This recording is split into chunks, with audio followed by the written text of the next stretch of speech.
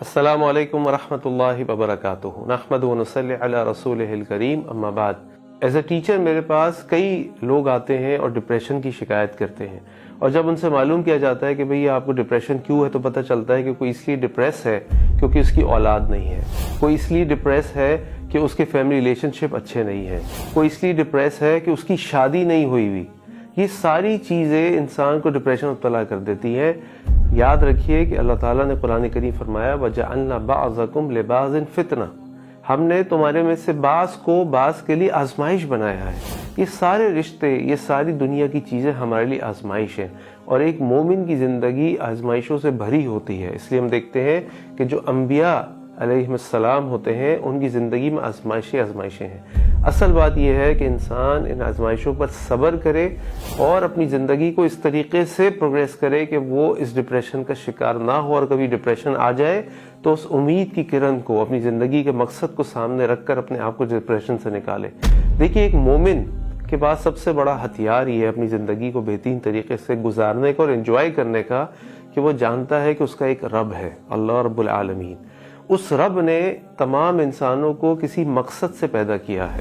اس نے اپنے نبی کریم صلی اللہ علیہ وسلم کو دنیا میں ایک مشن کے تحت بھیجا کہ دنیا کے لوگوں کو جہنم کی آگ سے بچا کر جنت کی طرف لے جاؤ اور وہ ایک اللہ کی عبادت کرتے ہوں۔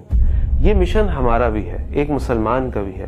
اگر ہم اپنے آپ کو پرپسفل ایکٹیویٹیز میں انوالو رکھیں، بزی رکھیں، تو پھر یہ انسان ڈپریشن میں کیسے جائے گا؟ اور اگر جائے گا تو جیسے ہی وہ یہ سوچے گا کہ بھئی کیا میری زندگی کا مقصد بچے ہونا ہے؟ کیا میری زندگی کا مقصد شادی ہونا ہے؟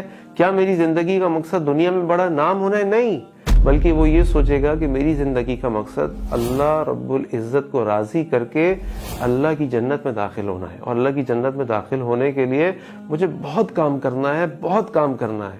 تو جب وہ مستقل کاموں میں لگا رہے گا، اپنے آپ کو پرپسفل ایکٹیویٹیز میں انوالو کرے گا، تو ڈپریشن سے نکلنے کا بہترین حل یہ ہے کہ اپنے آپ کو پرپسفل ایکٹیویٹیز میں انوالو کریں۔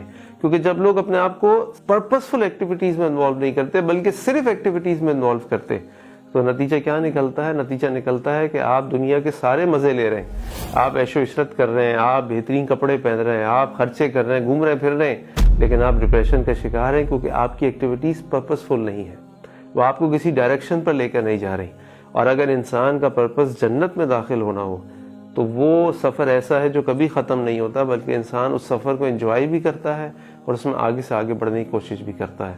تو میں سمجھتا ہوں کہ ڈپریشن سے نکلنے کا سب سے بہترین علاج اپنے آپ کو پرپسفل ایکٹیویٹیز میں انوالو کرنا ہے۔ تو اپنے آپ کو پرپسفل ایکٹیویٹیز میں انوالو کیجئے اور اپنے آپ کو ڈپریشن سے نکالیے اور ایک پیسفل اور ایک پرپسفل زندگی گزاری۔ اللہ تعالی ہم سب کو بہترین زندگی گزارنے کی توفیق عطا فرمائے۔ السلام علیکم ورحمۃ اللہ وبرکاتہ۔